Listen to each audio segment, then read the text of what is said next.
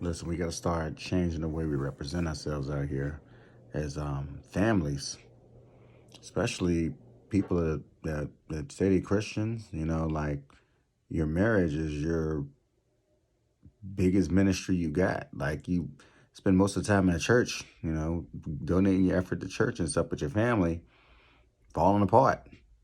And it's weird to me because it's like that's the first thing as a Christian we should be focusing on, is making sure that we take care of the union that we made before God to our wives or our husbands. Instead, we're out here looking for a replacement. We're quick to throw a wife or a husband away like, they're a piece of trash. And it's like, no marriage is perfect. No relationship is perfect. Y'all know this.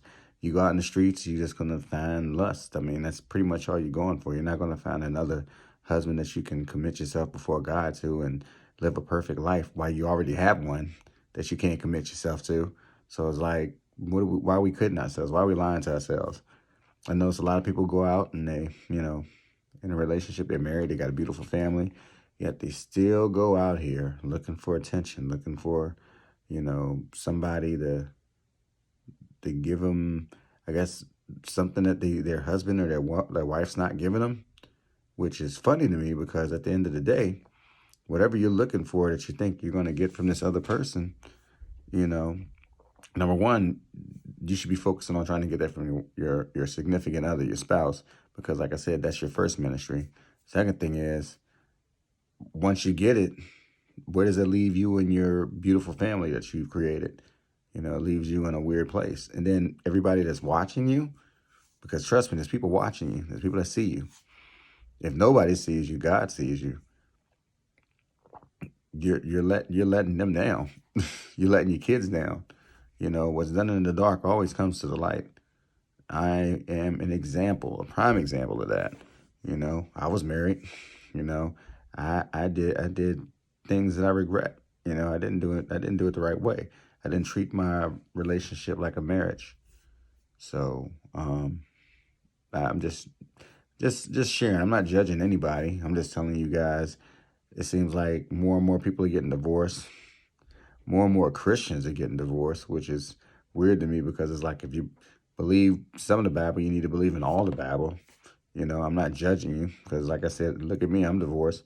But that's because at the time that the divorce was going on, I wasn't listening to what God was telling. I didn't care. I mean, I was so in my emotions, I didn't care. I didn't look at it like, this is something that I got to fight for no matter what. We have no choice. I didn't look at it like that. I was in a situation, I guess my significant other thought she had choices. I thought I had choices.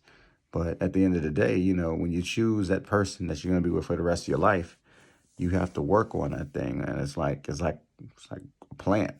If you don't water it, it dies. If it doesn't get sun, it dies. It isn't just one thing. There's a lot of things you got to do for a plant to keep it from dying. You got to feed it. You got to make sure the soil's right. You got to give it water. You got to make sure it gets light. Heck, it has to get oxygen. So why you think if I ain't getting nothing from my wife, then it's over. If my husband ain't support me financially, it's over. There's more to it than just that. Got to do more than just financials. Got to be more than just sex. It's got to be more than just, number one, you got to involve God in it. Number one, because that's the thing that's going to keep y'all together when the times get tough. Number two, you got to be smart enough to know that, hey, just like she ain't perfect or he ain't perfect, I ain't perfect, you ain't perfect. So what level of expectation you expect? Now, I know there's people out here that take it way too far and go way too far to the far end, and they do stuff that you're like, I can do better. I need to leave them alone.